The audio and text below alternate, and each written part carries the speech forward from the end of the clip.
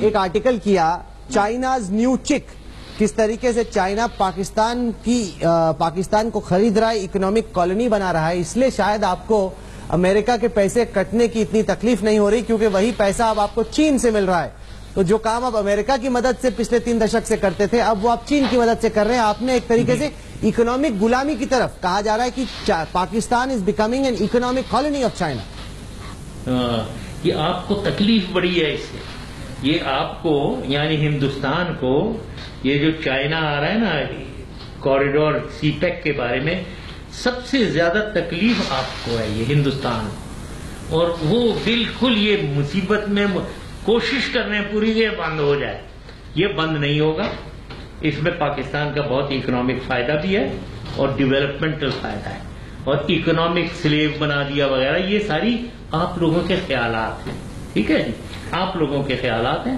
International affairs ہیں، اس میں China ایک سپر پاور ہے، آپ کو اس سے بھی بہت تکلیف ہے۔ منہ توڑ دیں گے ہم لوگ۔ دوبارہ یاد آ جائے 1962 اور 2017 کے ہندوستان میں زمین آسمان کا فرق ہے۔ جنرل مشرف، آپ ہندوستان کی چنتا نہ کیجئے، ہم نے تو کرگل کی لڑائی میں دکھایا ہی تھا کہ ہمارے خلاف جو لوگ لڑتے ہیں ان کا کیا ہوتا ہے، کھدیڑ دیا تھا۔ اس دفعہ بھی چین کو ہم لوگ کھدیڑنے کی پوری شمتا رکھتے ہیں۔ بہرحال راہل، یہ آپ اپنے کن خوابوں میں کن خیالات میں رہ رہے ہیں؟ کارگل میں آپ کو ہم نے گردن سے پکڑ دیا تھا، ٹھیک ہے، تو کوئی وہ ایسے نہیں۔ سر یہ کارگل کی اینیورسری کا ہی ہفتہ چل رہا ہے، لوگ مرے ہیں، آپ کے لوگ وہاں سے بھاگ کے چلے گئے تھے، پتہ ہی نہیں تھا کیا ہوا، آپ نے ایکسپٹ بھی نہیں کیا۔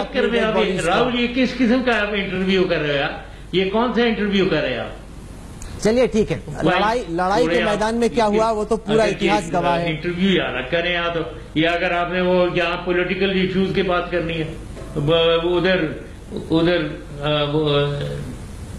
جو آپ نے پریزیڈنٹ آف یونائٹڈ اسٹیٹس کو ایمبیسی، یہ برکت کی کتاب آپ نے پڑھی ہے؟ ذرا کھول کے پڑھ لیں سر، ایمبیسی دوڑا رہے تھے آپ 2 دفعہ ان کے پیچھے، پاکستان کو تو میں نے خود چڑھا ہے سر، تولولنگ کا پہاڑ وہاں سے چھوڑ کے کون بھاگا تھا؟ آپ پڑھیں ذرا، یہ تو حقیقت ہے۔ تولولنگ ٹائیگر ہل سے پاکستانی سینا کو کس نے کھدیڑا تھا؟ تم برکت دت کی کتاب پڑھ لو راہل، تم برکت دت کی، یہ پتہ ہے تمہیں کہ وہ، یہ پتہ ہے کہ 5 اور جگہوں میں اندر تھے ہم، یہ پتہ ہے تمہیں راہل؟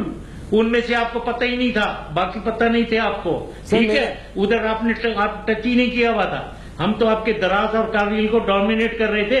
کیا باتیں، کس باتوں کی بات کر رہے ہو؟ کبھی اگر اسی کی بات کرنی ہے تو ڈیٹیل ڈسکشن کرتے ہیں، نقشے بھی میں دکھاتا ہوں تمہیں کارگل کے، ٹھیک ہے۔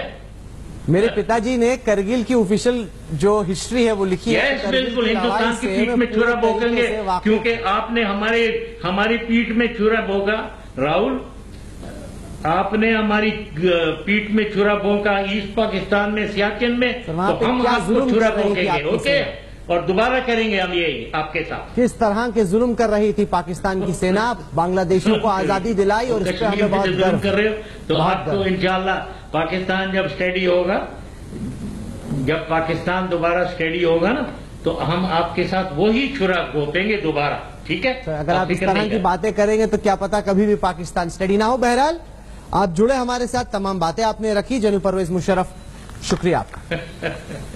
یہ آپ کو غلط فہمی آپ نے، یہی حرکتیں ہیں جو اسٹڈی نہیں ہونے دیتی پاکستان کو۔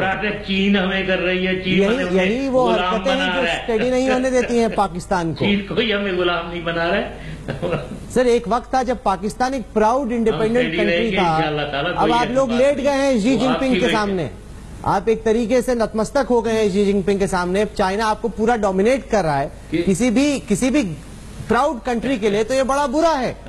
انہوں نے $46 بلین دے کے ایک طریقے سے پاکستان کو کالونی بنا لیا، اور پراؤڈ کنٹری کے لیے،